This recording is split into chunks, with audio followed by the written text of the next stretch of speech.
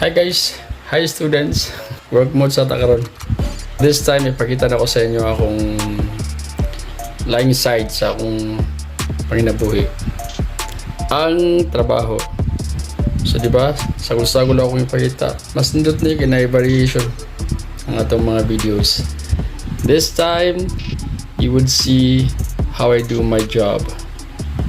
Work with me. Haha. So, waiting ta sa atong estudyante. Call again. In my class, I use two teaching platforms. One is ClassIn. Sa mga naka-familiar diya. Those who also teach online. And then the other one is DingTalk. Wala na po si estudyanteng Lakpachera. So, while waiting for the student, let's upload her lesson. So at least makakita po mo how I survive sa akong daily life kay dirigi ka na akong sweldo. ESL teacher, especially online, siguro na uban makaingon nga dali na pa uban makaingon nga lisod. Depende siguro sa experience o depende po sa, I would say, sa kakayahan. Honestly, sa una, naglisod po ko. Kay, although teaching has been my passion, pero siyempre magsugod maggunta sa ubos, especially sa kaning online teaching. Lisod bitaw sa una, samot ka ng first time ni mo, dili pa ka familiar sa tanan, sa teaching platforms, sa lesson, o saan pag-handle sa estudyante online nga, dili pa ginato ka parehas. Chinese ako mga estudyante. So, mag-adjust kita. Samot siguro sa katong mga non-education course nga nagniswaya ni siguro dako bili lang pag-adjust. Pabor na lang siguro sa amo nga education among course kay syempre giskwela na namo na ang nakalahi lang kay online o dili Pinoy. Although English pa lang ako major, so advantage na to sa ako. Ang pag-adjust lang good og syempre first time sa online. Anya karon kay wala pa gud estudyante. Pusani siya nga incident nga kinala nimo i-handle kung absent ang estudyante. By the way, sa kanya akong trabaho, nagsugod ko nga na ako sa company nagnabaho. Karon kay nagkuan ako private tutoring, bali nanakoy ako ang kaugaling ng mga estudyante. So, dili na kay ko pressured kay kung absent pa yan kung absent ang estudyante na ako ikaw galing ang paghandala ni. Normally mo chat ko nila o kaysa itong ga-handle nila kaya say namon po group of students ka na i-handle nga sila mo refer o teacher. So akong buhaton mo chat ko sa katong lang head nga absent ni nga estudyante para ma-inform siya. So wait lang sa ma-inform na ako ang head sa kanang estudyante. Hi Mina, please answer the call. So muna siyang live sa online teacher. Sa mga nag-wonder kung saan ako kadugay dire, dugay na ako ng trabaho taon-taon na pod kay kung i-appeal ang katong time nga niya na ako sa company, nagsugod ko 2018 before pandemic until karon. Pero murag 2 years naman siguro ko sa katong company nga gitrabaho na ako. Then after that, pag kolekta na ako estudyante kay nag-freelance na ako. Mura po ko nakapang teacher nga uniform. Pero daghang kay pros aning online teaching. Daghang kay advantages kay usa parehan obvious man siguro nga wala ko ligo. Mabay pagmata na ako, wala po ikaon nya speaking sa kaning akong gisuot pandua mo na ako ni sa badminton. So, makasol over gyud siguro kung private, pero I know sa katong katuna ko sa company na sila slightly gi-required nga suoton kanang as much as possible yung unani na collar. Pero nagdugay na ako kay wala na ako nag-collar pod. Siguro sa mga baguan mag-require sila na. Pero kung madugay na ka, okay naman.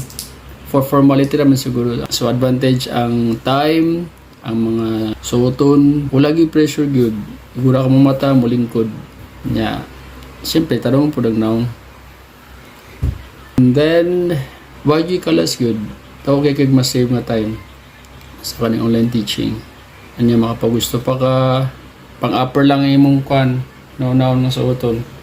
Nya makalako-lako pa kay right after sa imong sa klase, pwede ka magkaon-kaon, CR, ano na jud.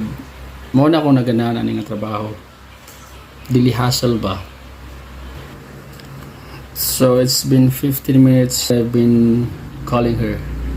Wala gyapon itubag. Usually sa kaninga time na kay considered absent ng estudyante, pero kay private man mohatag-tag kami consideration. Akong buhaton ka after 20 minutes nga wala gyapon sila, considered absent na para po na compensate po na nga atong waiting time. Kaya unfair po sa atong part. Nagpaabot ta nag 16 minutes na. 14 years old din siya nga estudyante. Nasa kwan siya junior high. So mo niyang book all about reading and comprehension. Nag-message na punta balik niya, I'm still waiting in the classroom. So let's see kung maabot na siya. So the 25 minutes is over. Actually 26 minutes na. So i-mark na ko to sa absent kaya wag siya nito nga. So kana sa po ng advantage. Once mo absent ang estudyante nga wala nagpahibalo sa akong ang standard rule ana kay so ganito mag 15 minutes prior the class, 30 or 15 minutes prior the class nga wala sa inform kay absinan ang estudyante. Sa akong rule kay 25 minutes magpaabot jud ko nya kung wala gyapon siya di marka na ko sa absent. So usa sa nga ko an advantage kay since absent siya so makabuhat ka sa mong gusto, compensated pod ka sa imong pagpaabot. Ang nakanindot sa freelance kay makabuhat ka sa imong policy. Although dapat similar ra pod ang mga policies nimo sa companies. Nara kay makwan mausab gamay.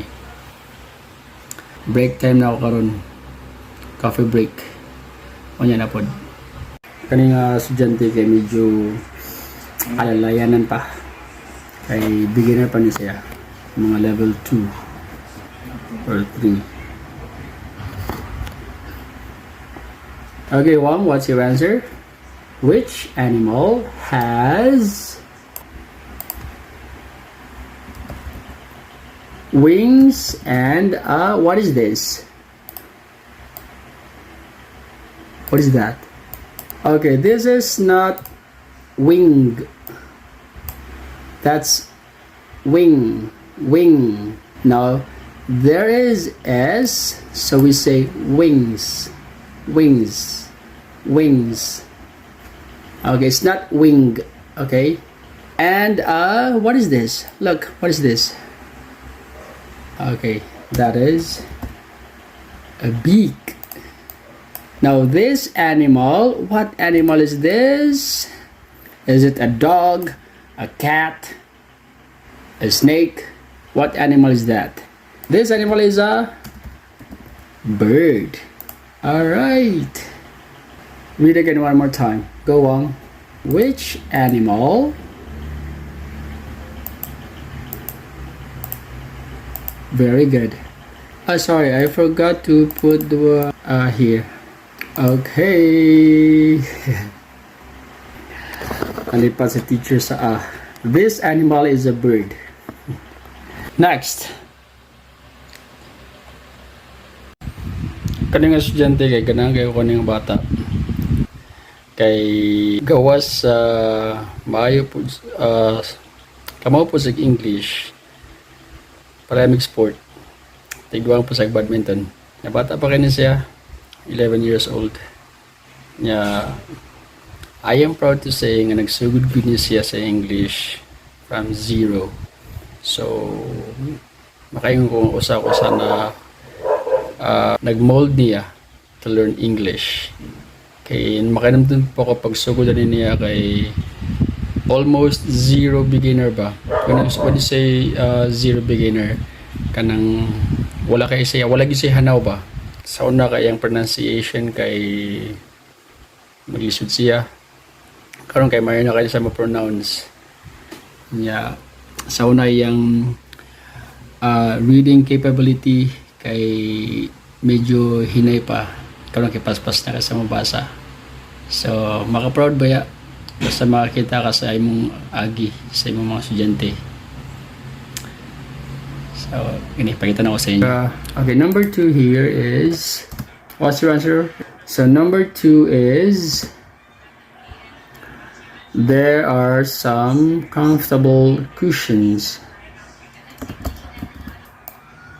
There are some comfortable cushions. All right, that's number 2. How about number 4? What's your answer? Okay, it's a piece of the puzzle. All right, great job, Jeremy. Congratulations. All right, so let's move on. Let's read again the sentences. Okay, let's read example. Can you read this one? Go, Jeremy. Where are you, Jeremy? Okay, go. Let's read again. Number 1, 2. Very good. Number 3. Nice. 4. Great job, Jeremy. All right. And we are finished with our class. Okay, so we will continue this lesson next week. Okay? All right. Great job, Jeremy. And enjoy your weekend tomorrow. Thank you so much. Have a great night. See you again. And 3, 2, 1. Bye. Bye-bye. Og mao to ang short clip sa akong daily panginabuhi. So, di pakita na basin mapakita na ko sa inyo ang ubang estudyante na ako. I-challenge na akong kagalingon. Ipakita na ko sa inyo kung saan ako pag-handle sa usa ka badlungon ng estudyante. Kaya napod ko na estudyante nga dili maminaw ba? Napod na sa online. So, ipakita na ako kung saan ako pag-handle. Laylay mata klase sa pag-handle sa mga sitwasyon. Ako akong pamagi nga siguro makaingon mo sa mga sa mga teacher yung murag kuan basta lahi akong pamagi. Muna akong ipakita siguro ninyo sunod. So salamat. Work with me. Bye bye.